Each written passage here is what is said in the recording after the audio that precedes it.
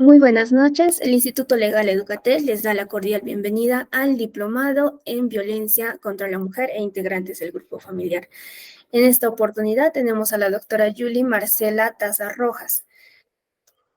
La doctora tiene un doctorado en el Derecho en la Universidad Nacional de Colombia,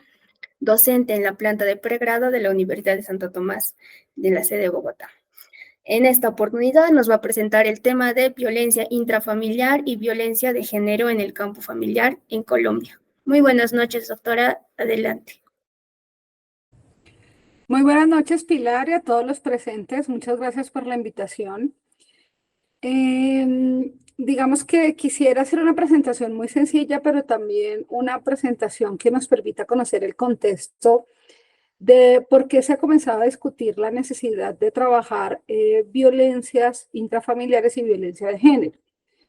Digamos que históricamente, para no entrar en muchas discusiones ni irnos muy atrás en el tiempo, nosotros podemos ver muchos referentes históricos acerca de cómo la mujer de alguna u otra manera fue vista siempre como un objeto y por lo tanto no era sujeto de derechos. Varios ejemplos existen incluso en los sistemas jurídicos y es que siempre las normas estaban redactadas en términos masculinos, como por ejemplo los derechos del hombre y el ciudadano, o por ejemplo los derechos del niño, no pensamos en los derechos de la niña, y así podríamos dar muchos ejemplos de normativas que solo hacían como referencia a lo masculino y de alguna u otra manera anulaba lo femenino. Pero también digamos que antes de que las mujeres fueran sujetos del derecho, encontramos cómo, digamos que se podía prescindir de ellas. Yo creo que un escenario muy claro de esto fue cuando decapitaron a la Bonena, que ustedes saben que allí Enrique VIII, de alguna u otra manera la historia nos dice que lo hacía, no solo por la rabia que le daba un poco la situación de que había dejado a su primera esposa con el ánimo de tener un hijo varón que le sucediera en el trono, y por eso, digamos que tuvo varias esposas. Ana Bolena, digamos, su primera amante, fue satanizada, digamos, en la historia y terminó falleciendo precisamente porque no pudo cumplir con el capricho del rey. Y este ejemplo histórico de la decapitación de la Bonela nos sirve para relatar muchos otros tantos donde las mujeres eran sometidas a ejercicios de la violencia. Entonces, digamos que hoy en día todos estos antecedentes, y podríamos hablar aquí de mil ejemplos más, fueron los que llevaron a pensar en los sistemas jurídicos, en primer lugar, incluir a la mujer como un sujeto del derecho, y en segundo lugar, a incluir, digamos, normativas propias a la protección, no solo de la violencia intrafamiliar en general, o sea, la violencia que se da al interior de la familia, sino especificar que existe una violencia de género que va más allá incluso del ámbito familiar, que se puede dar en otros contextos, en el trabajo, que se puede dar en la calle, que se puede dar, digamos, en un escenario social mucho más amplio. Y esto obligado, obviamente, que quienes trabajan en el sistema de administración de justicia y para nosotros los abogados en todas las latitudes, estemos aprendiendo a abordar los procesos, las actuaciones ante autoridades judiciales o administrativas con una perspectiva de género, es decir, teniendo en cuenta, digamos que precisamente un rasgo distintivo de muchos de los problemas de violencia tiene que ver con el género de la víctima. Pero también entender que hay sesgos, estereotipos de género que llevan a que tomemos decisiones. Por ejemplo, un sesgo de género muy común es que pensemos que los hijos solo pueden ser educados por las mujeres y que no pueden ser educados por sus padres. O un sesgo de género puede ser que los hombres solo están orientados a trabajos de fuerza y no a trabajos más delicados, o que el hombre no puede llorar. Digamos que esto nos lleva, digamos, en general a que en la sociedad tengamos eh, unas, unos pensamientos que nos lleven a definir que alguien no puede hacer algo precisamente por el género biológico asignado al nacer, no por la construcción social del género, sino por que biológicamente a todos al nacer, en nuestros registros civiles de nacimiento, había una casilla, decía género, y en esa casilla género nos decían si soy masculino, soy femenino, y a partir de allí se generaban una serie de normativas sociales. Hoy en día, digamos, en esa misma perspectiva, ya tenemos una visión un poco más amplia y tal vez estamos avanzando en sistemas jurídicos que partan de la premisa de que en la familia todos tenemos derecho a ser respetados y que en la familia es un espacio donde se supone que debemos encontrar amor, solidaridad y un proyecto común, y precisamente me uno con esas personas con las que desarrollo un proyecto de vida en común. Entonces, este contraste con lo que se ve, digamos, o lo que se espera de la familia, también tiene un elemento, digamos, una variable que nos hace replantear estas normas, y es que en la familia, digamos que para muchas mujeres y para muchas niñas y niños, esto no es así. Es decir, la familia no es un escenario de cuidado, de amor, de respeto, de solidaridad. Y por el contrario, digamos, el hogar deja de ser un lugar seguro, se convierte en un espacio donde los integrantes de la familia, especialmente las mujeres y las niñas, no pueden expresar sus opiniones, no pueden tomar decisiones y, digamos, tampoco pueden protegerse ante la agresividad de otro de los integrantes, generalmente un caballero, un varón. Y obviamente hay miedo al interior de las familias, de algunas de ellas, donde esos espacios no son seguros, y obviamente ese miedo de alguna u otra manera genera que la persona no se busque su protección por las consecuencias que esto puede acarrear. Entonces, todo este tipo de situaciones donde ya la familia deja de ser un lugar seguro, donde se convierte la familia en un espacio donde no se pueden expresar las opiniones, donde no se pueden tomar decisiones, pues lleva a que en muchos países, especialmente en Latinoamérica, pero también a nivel global, se comiencen a adoptar medidas, instrumentos jurídicos, criterios que permitan interpretar, que busquen garantizar la protección de las mujeres, de los niños y de las niñas. Y esta protección, obviamente, que implique que ya no se busque controlar la vida de las mujeres, no se busque abusar, no se busque cometer un daño, digamos, un daño al interior de la familia, y que, digamos, que haya una respuesta a esa, digamos, a esa agresión, una respuesta a ese daño, en términos un poco más generales para no enredarlos tanto. Cuando hablamos de la violencia de género y de la violencia intrafamiliar, que son los dos temas que vamos a tratar en esta charla, pues centrémonos primero en la violencia de género. Y si nos centramos primero en la violencia de género, debemos decir que la violencia de género, lo primero que debemos tener en cuenta de ella es que es un fenómeno social. Digamos que se encuentra presente en todo, en lo cotidiano, que no es un tema que hayamos traído ni inventado ahora. Lo único que sucede es que le dimos un nombre. Pero también pensar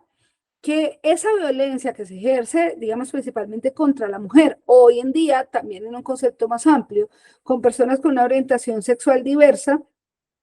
pues genera problemas de salud pública, porque, y también, digamos, esto también ataca la salud emocional, física de las víctimas, pero también implica una vulneración a los derechos humanos, a la dignidad, a la integridad, incluso a la libertad de las personas. Hay violencias que coaccionan el ejercicio de aspectos muy sencillos para las mujeres, como por ejemplo poder decidir qué se come en su hogar, porque, digamos, ni siquiera podrían hacerlo, o que el proveer una determinada suma de dinero en sus hogares implica que tienen que satisfacer a sus parejas con un favor sexual. O sea, digamos que existen muchas variables de lo que se puede presentar. Digamos que cuando hablamos nosotros de violencia de género, estamos hablando también de una sobrevaloración de lo masculino y una subvaloración de lo femenino. Y allí en este campo pues hay agresión física, agresión psicológica, agresión sexual, económica. Digamos que no las hay todas al tiempo, pero alguna de ellas, digamos, se puede presentar e impacta. Por ejemplo, obviamente una agresión física puede llevar a una depresión y puede llevar a problemas de ansiedad. Entonces, esto nos genera no solo una afectación psicológica porque tenemos el morado o el puño, sino que también tenemos un problema, digamos, de salud mental, porque también se ven afectadas nuestras emociones y nuestros sentimientos. Digamos que puede que una agresión que sea la más fuerte, de todas maneras ataque otros escenarios, otros ámbitos, en términos muy sencillos. Digamos que en términos generales podríamos entender la violencia como todos esos actos, como todas esas acciones, como todas esas omisiones que de alguna u otra manera están encaminadas, dirigidas intencionalmente a producir un daño, porque hay una desvalorización de la persona, porque estamos anulando a la persona, porque estamos generándole a esa persona una baja autoestima, un daño físico, un daño emocional, como les decía. Todo este daño, todas estas acciones, todas estas omisiones, todas estas actuaciones que nosotros desarrollamos que buscan y están encaminadas a generar un daño,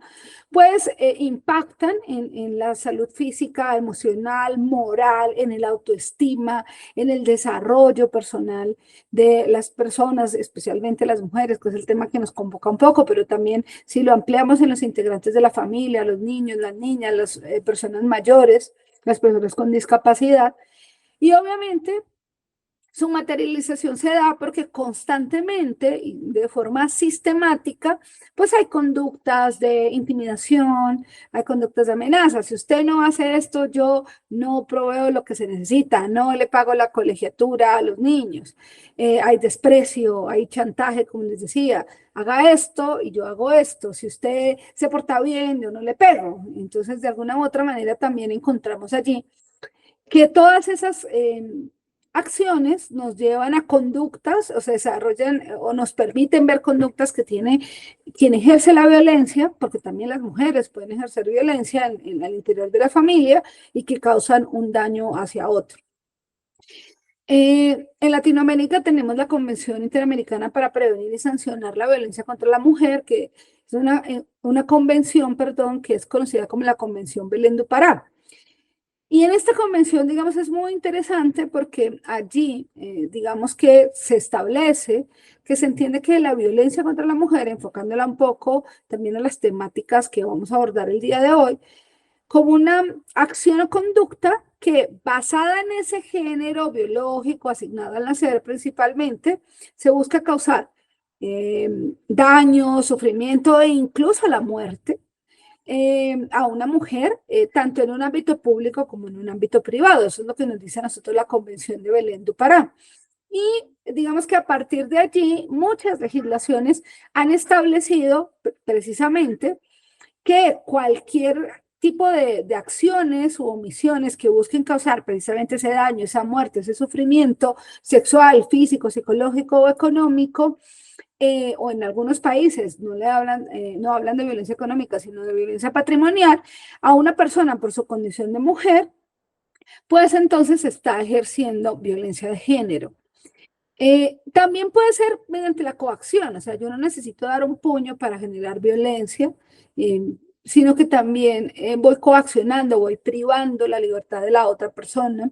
y esta privación de la libertad, de este daño que estoy generando, pues claramente se concibe como un control o una anulación de la persona, como un daño físico incluso, que realmente busca atacar por esa condición especial a la mujer, si lo hablamos en este contexto, y en algunas legislaciones se habla o se homologa violencia de género con violencia contra la mujer, y en otros hoy en día se está discutiendo si ampliar esa violencia de género, no solo la violencia contra la mujer, sino hacia las personas con una orientación sexual diversa, es decir, las personas lesbianas, gays, transexuales, es decir, que se le cause daño precisamente por esa condición. Eso depende un poco de la legislación de cada uno de nuestros países. Cuando hablamos de violencia de género, que es un poco más amplio, decimos que la violencia de género, podemos ver que la violencia de género se presenta, digamos, en múltiples escenarios. Se puede dar en relaciones interpersonales, digamos, entre compañeros de trabajo, porque digan, no, pues que usted por ser mujer no entiende, o donde se van las juntas de trabajo y usted no puede ingresar, solo ingresan hombres porque las decisiones las toman los hombres, no las mujeres. Se puede dar en las instituciones educativas y hoy se discute si es necesario que las estudiantes lleven falda y los hombres pantalón, si no se puede decidir qué tipo de ropa llevar o llevar una ropa que no represente un género. En específico, en las relaciones de pareja, con el novio, con la novia, puede haber violencia de género. En las relaciones familiares, a veces las niñas son las que lavan los platos, hacen el aseo, mientras que los hombres pueden salir y tomarse unas copas y digamos que tienen una mayor libertad. En nuestras relaciones económicas, que por la misma actividad se pague más sueldo a un hombre que a una mujer, en los establecimientos de salud, y se discute hoy en día mucho que por qué las mujeres tenemos que llevar la carga de los anticonceptivos y los caballeros no. Entonces, teniendo en cuenta eso, pues encontramos que podría presentarse violencia de género y ser multicausal en muchos escenarios, pero eso les decía que está presente en la cotidianidad, en la vida misma. Teniendo en cuenta, digamos, todas estas circunstancias, el concepto de violencia de género es un concepto más amplio que el concepto de violencia intrafamiliar, porque se dan cuenta que cuando hablamos de violencia de género decimos, se puede dar en las relaciones interpersonales, se puede dar en el campo educativo, en las relaciones laborales, en las relaciones económicas, en los establecimientos de salud. Pero cuando hablamos ya de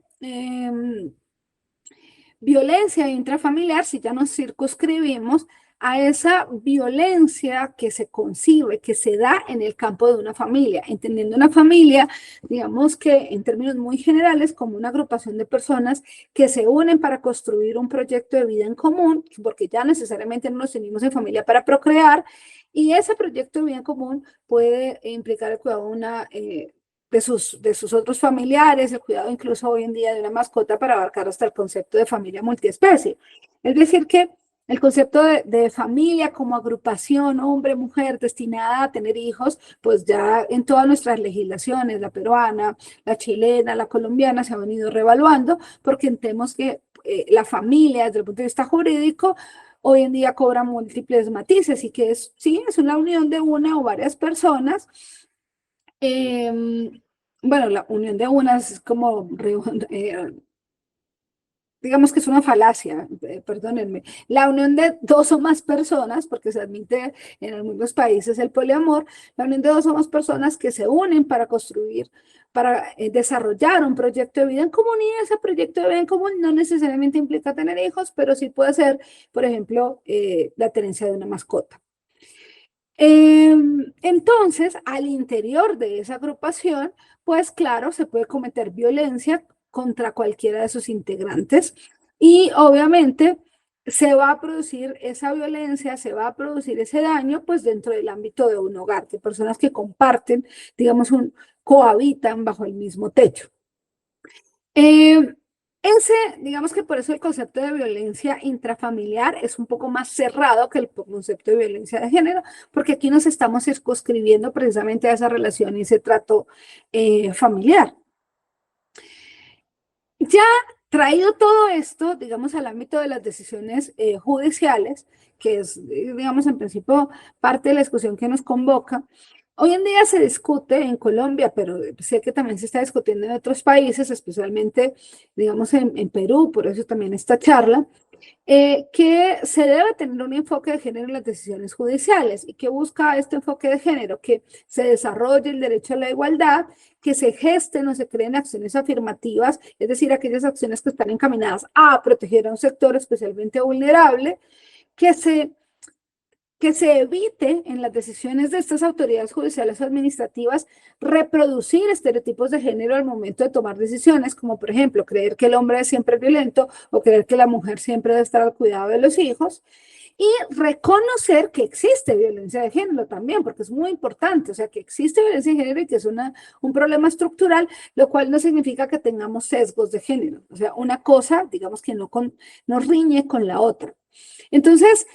se exige de nuestros funcionarios, se exige de nosotros los abogados que abordemos hoy en día los procesos con ese enfoque o esa perspectiva de género en que tendamos a no reproducir este tipo de sesgos, de estereotipos y que entendamos que es una realidad la violencia de género y que dentro de la familia también, además de existir violencia intrafamiliar, puede haber un componente de violencia de género porque esté precisamente denigrando a una mujer al interior de la familia por el hecho de ser mujer.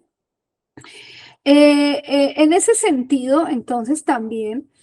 debemos, o la autoridad más bien, debe intervenir precisamente para garantizar los derechos no, de todos los integrantes de la familia, pero sí está transversalizada con violencia de género para garantizar los derechos de las mujeres en el ámbito familiar. Y analizar entonces ahora los casos en materia de familia con una perspectiva de género nos lleva a que la autoridad tenga el deber de evitar la revictimización. Nosotros, los abogados, también tenemos ese deber de evitar la revictimización y obviamente de no estar indagando a la víctima todo el tiempo sobre los hechos que ocurrió y estar de alguna u otra manera sometiéndola a ese proceso, de eliminar obviamente de las decisiones, de nuestras actuaciones, de nuestras demandas, de nuestras acciones, cualquier estereotipo de género. Yo siempre, digamos que lo discuto mucho en temas de familia porque, por ejemplo, lograr que un caballero obtenga la custodia de su hijo es un tema muy difícil porque creemos clásicamente que siempre los hijos deben estar al cuidado de las madres. Entonces, para que entiendan esto, no es solo una cuestión de los derechos de las mujeres por el hecho de ser mujer, sino que a veces en medio de los debates judiciales, nosotros por estereotipos o por sesgos de género que tenemos muy claros desde el punto de vista cultural, desde el punto de vista social, por ejemplo, negamos derechos a quienes deberían tenerlos. Entonces, digamos que no quiero que esto se crea que solo tiene que ver con defender los derechos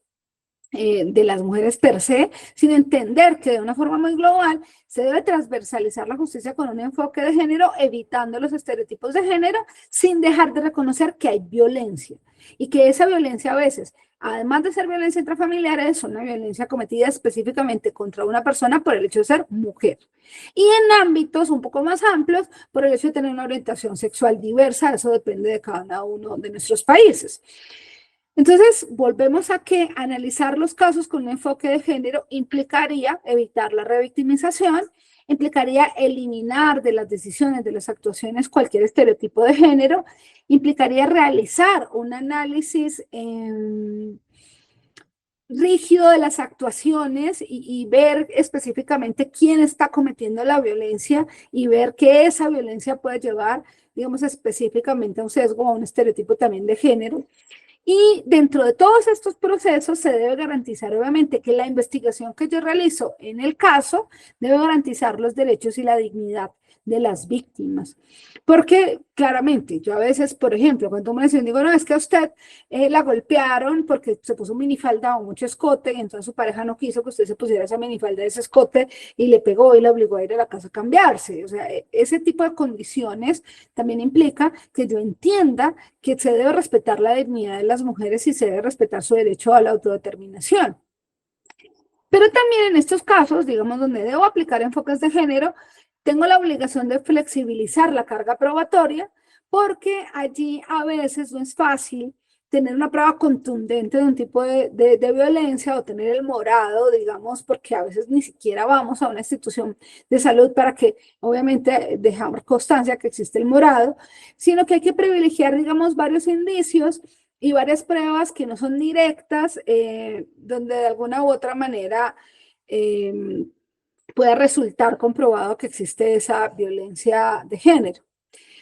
Ese análisis entonces implica asumir que todos somos agentes de cambio, ¿sí? Los abogados, los jueces, los funcionarios somos agentes de cambio porque nosotros somos los que podemos evitar la revictimización, porque nosotros podemos evitar que se reproduzca un estereotipo de género, nosotros podemos realizar análisis respetuosos en las actuaciones, nosotros podemos entender que se debe flexibilizar la carga probatoria. Y también, obviamente, verificar cuáles son los recursos reales que tienen las víctimas en nuestros sistemas de administración de justicia para solicitar la protección de los derechos. Específicamente, garantizando que se respete la dignidad y la autonomía de las. También, obviamente, analizar de una forma más global digamos, estos casos y entender obviamente que tengo que contrastar los hechos con las pruebas, verificar que hay normas internacionales que protegen no solo a la familia, sino que protegen específicamente a las mujeres, reconociendo, digamos, que en nuestros sistemas tradicionalmente las mujeres hemos sido discriminadas y que por ello también se justifica un trato diferencial, o sea, no es una cosa de un privilegio, sino que ese trato diferencial se da porque tradicionalmente ha existido vulneración y discriminación al ejercicio de los derechos. Y obviamente también entender que al interior de las familias hay escenarios netamente discriminatorios, o sea, muchas mujeres, por ejemplo, trabajan todo el día, pero llegan a sus casas a seguir trabajando, haciendo la comida, mientras que el caballero llega, se sienta a ver el televisor. Esos son, digamos, situaciones o escenarios que nos pueden permitir verificar que hay desigualdad al interior de las familias y que esa desigualdad nos lleva a tomar acciones y a tomar decisiones. En ese sentido también implica que debemos ser sensibles a esas situaciones, a esos escenarios y valorar a partir de allí esas condiciones que no son iguales en todos los casos, porque, por ejemplo, pensemos en una violencia en hogares donde las condiciones socioeconómicas no son tan favorables y tal vez allí la violencia se da precisamente porque la persona debe trabajar todo el día en su casa, trabajo doméstico, y no se reconoce el trabajo doméstico, mientras que en una familia con condiciones muy favorables no se realiza trabajo doméstico, pero de alguna u otra manera a la mujer no se le permite tener mucha libertad. Entonces, cada escenario, cada contexto es diferente y eso es, digamos, lo que debemos tener en cuenta quienes trabajamos en estos sectores y quienes somos sensibles a estos escenarios. ¿Y esto para qué? Para garantizar una protección integral, pero una protección, digamos, que entienda que al existir diferentes sujetos involucrados, la protección no puede ser igual en todos los casos. Nosotros en Colombia tuvimos una discusión muy interesante a partir de una sentencia de unificación que se las doy como referencia para quienes no son colombianos y la puedan buscar en internet fácilmente, que es la sentencia SU, que significa Sentencia de Unificación 080 del 2020.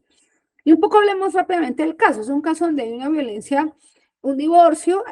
que se da, donde se discute la violencia intrafamiliar, pero al interior de la violencia intrafamiliar, una variable es que esa violencia intrafamiliar no es de cualquier tipo, sino que está transversalizada por violencia de género. Y allí la demandante solicitaba obviamente el derecho a la reparación y la compensación del daño y se amparaba en su derecho a tener una vida libre de violencias de acuerdo con la Convención de Belén do Pará. Y fue muy difícil obtener esa reparación porque en una primera instancia se dijo, bueno, la única forma de reparar el daño en materia familiar es estableciendo una cuota de alimentos como sanción, pero la demandada cuenta con recursos suficientes, por lo tanto no vamos a otorgar unos alimentos como sanción porque cuenta con ingresos suficientes. Vamos a una segunda instancia, ya no del juzgado, sino el tribunal, y le dice el tribunal, yo estoy de acuerdo, la demandante cuenta con ingresos suficientes. Y digamos, ¿qué puede hacer a partir de allí la demandante? Pues intentar una acción de protección constitucional. En Colombia esta acción se denomina acción de tutela para que se le protegieran sus derechos fundamentales, su derecho a la dignidad, su derecho a la libertad, su derecho a no ser discriminada, su derecho a no recibir tratos crueles y degradantes, y especialmente amparar las normas internacionales que han reconocido que las mujeres son víctimas y pueden ser víctimas por cualquier tipo de violencia y que cuando son víctimas tienen derecho a la reparación. Pero la acción de tutela tiene, digamos, dos momentos. Un primer momento, una primera instancia, que en nuestro caso se dio ante la Corte Suprema de Justicia, Sala de Casación Civil, donde se concede la tutela y se dice la mujer tiene derecho a una protección cuando es víctima de violencia y se concede, digamos, una pretensión alimentaria, pero luego tiene una impugnación y por lo tanto la conoce allí la Sala de Casación Laboral de la Corte Suprema de Justicia, que revoca el fallo y dice que se debe acudir a otro tipo de proceso para discutir una pretensión indemnizatoria y que no es el proceso de familia, el proceso en que esto debe discutirse.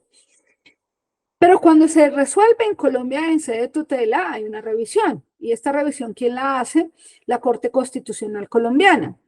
que es precisamente la guardiana de velar por los derechos humanos consagrados en la Constitución. Derechos humanos son fundamentales dependiendo de cada país. Y la Corte Constitucional Colombiana se preguntó si en los procesos de cesación de efectos civiles de un matrimonio o de divorcio, cuando está demostrado que hay ultrajes, trato cruel, maltratos o digamos en específico cuando hay violencia intrafamiliar,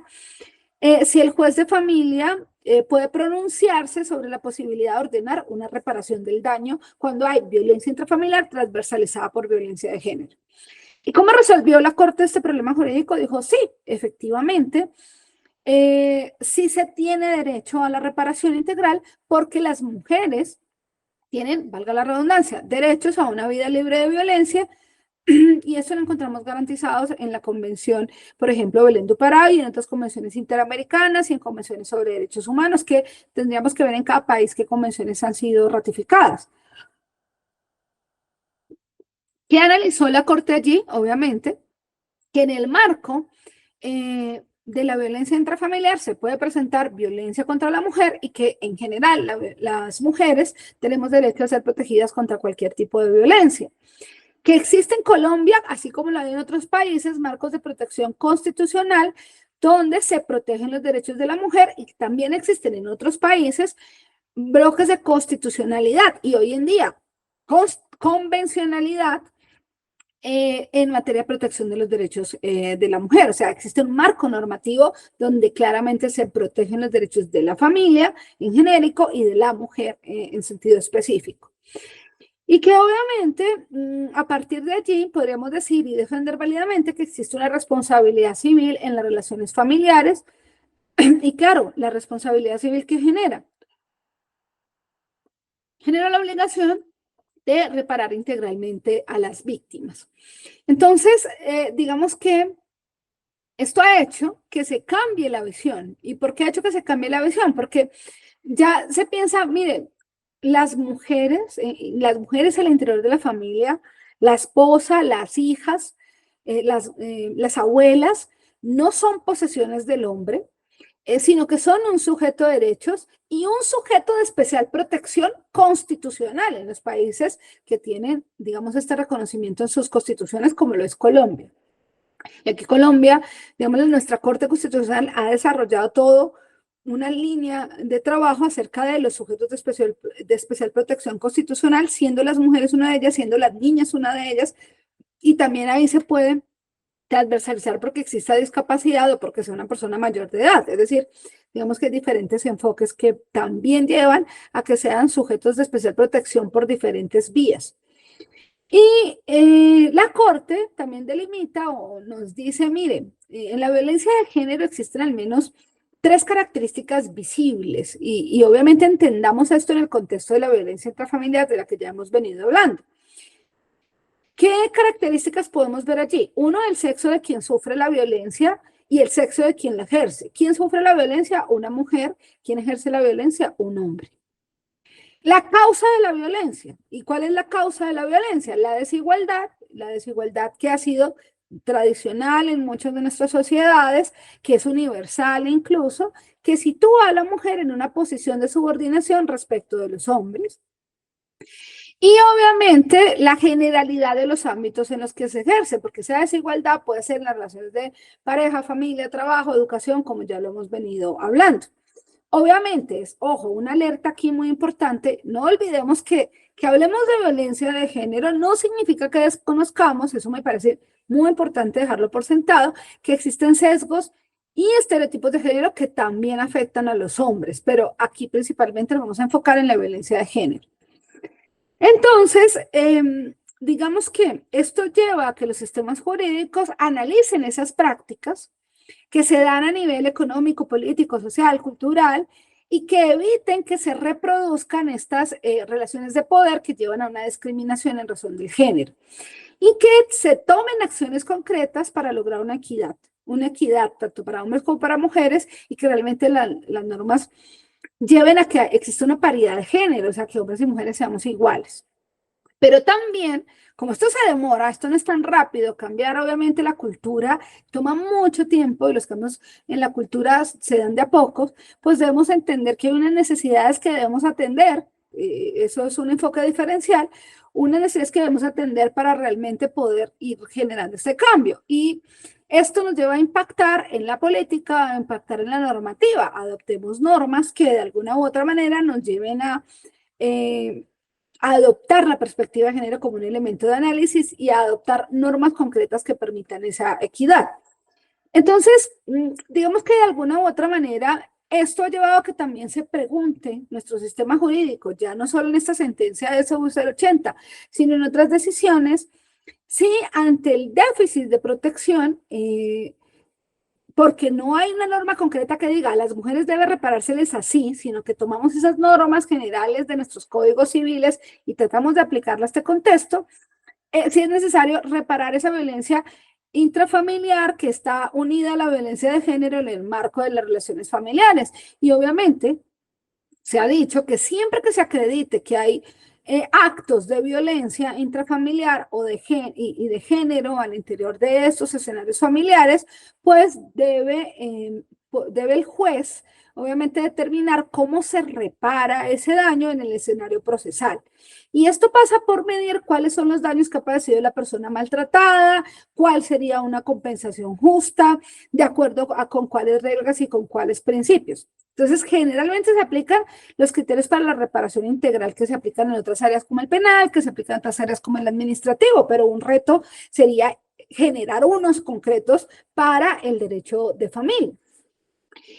Y parte, digamos, estas conclusiones, estas ideas de pensarse, que es necesario reparar integralmente el daño causado cuando se sufre violencia contra la mujer en su contexto familiar, que los jueces tienen facultades más allá de lo que pedimos, ultra y extrapetita, hablamos los abogados, y por eso se debe abrir un espacio dentro del proceso para reparar ese daño que se ha causado,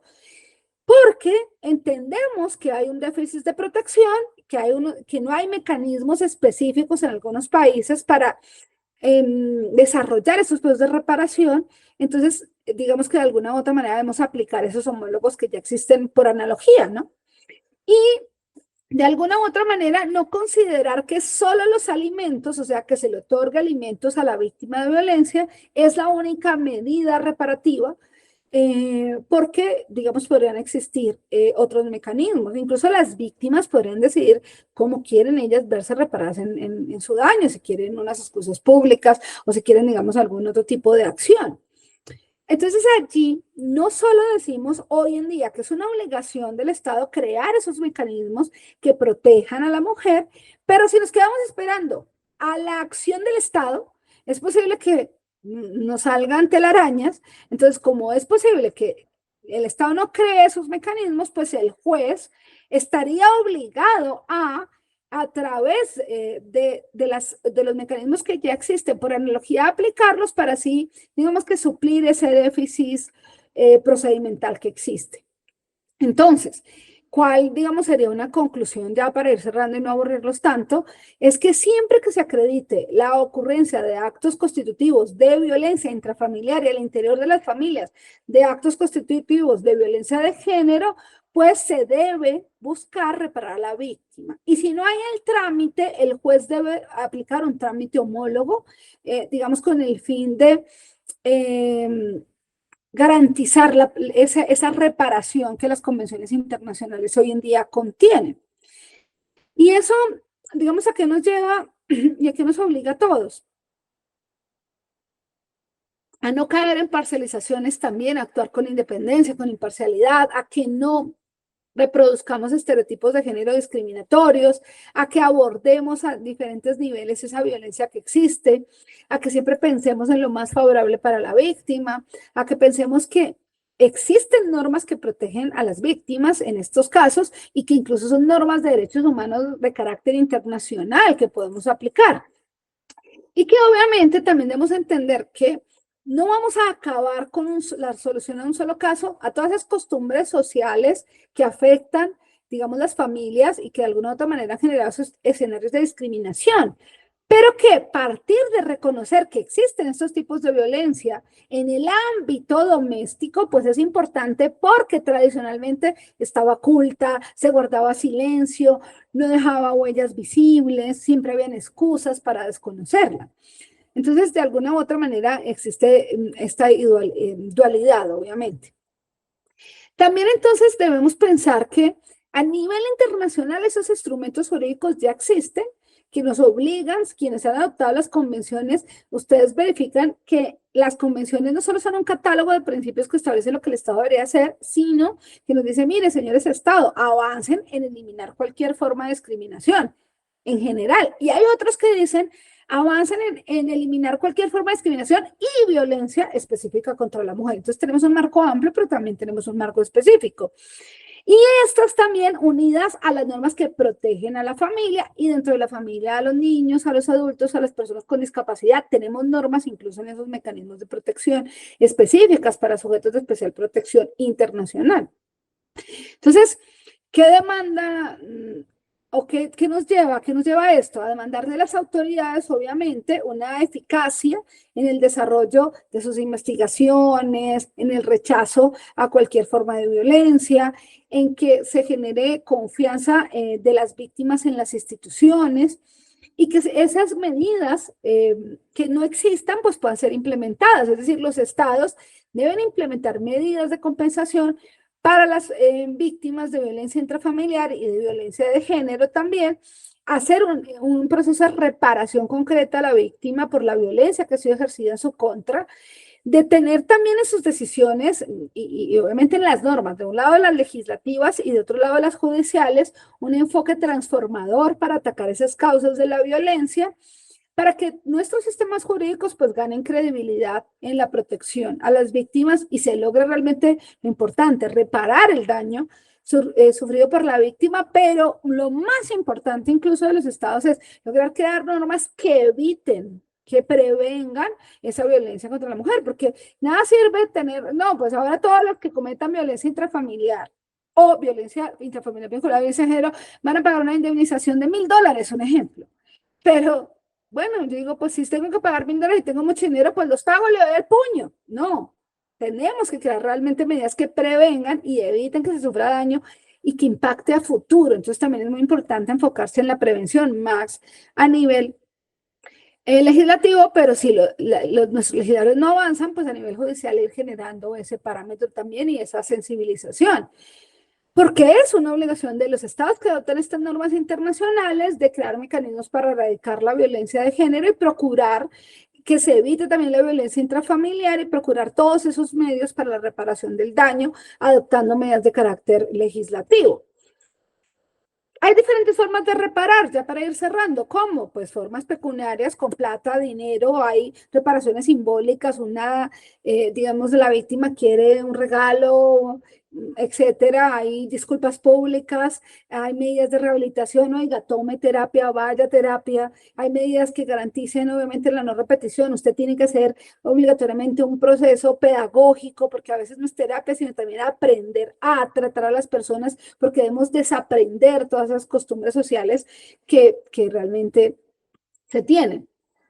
En ese sentido, entonces, hoy en día se está avanzando a entender que hay responsabilidad civil en las relaciones familiares y si hay responsabilidad civil en las relaciones familiares, pues se debe indemnizar el daño. Y en eso estamos los países. Por ejemplo, Colombia está avanzando hacia el reconocimiento de que existe responsabilidad civil en las relaciones familiares y por lo tanto debe indemnizarse, pero tal vez pueda existir un país que considere si hay violencia, pero seguimos con el enfoque tradicional de que otorgamos alimentos como sanción, por lo tanto no hay otra indemnización a la que pueda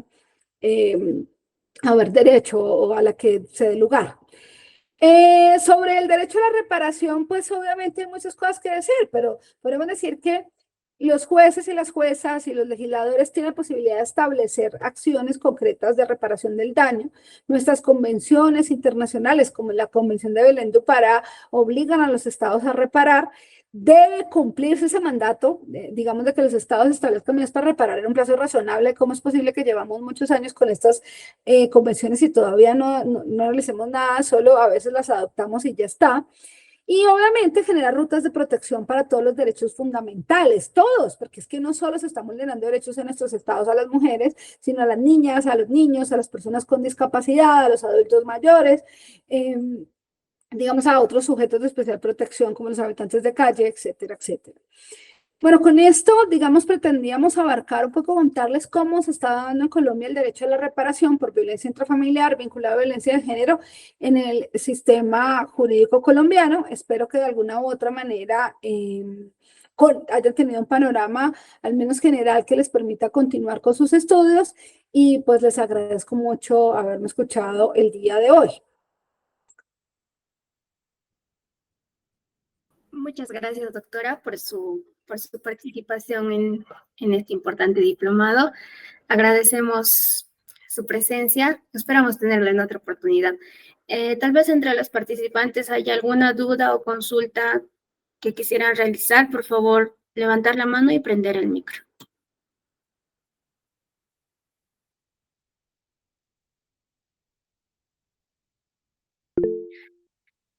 Adelante, doctor. Puede prender su micro.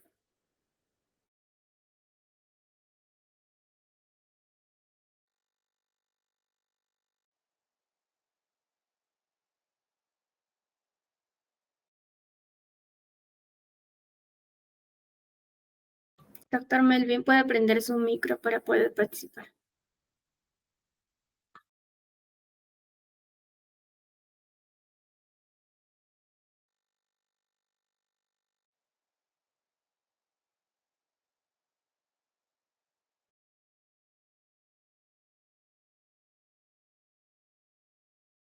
Yo creo que no hay preguntas, Pilar. Sí, doctora. Bueno, gracias, doctora. Reiteramos el agradecimiento de parte del instituto, de parte de los alumnos y del equipo. Muchas gracias, doctora, por su participación. No te preocupes, hasta luego, feliz noche.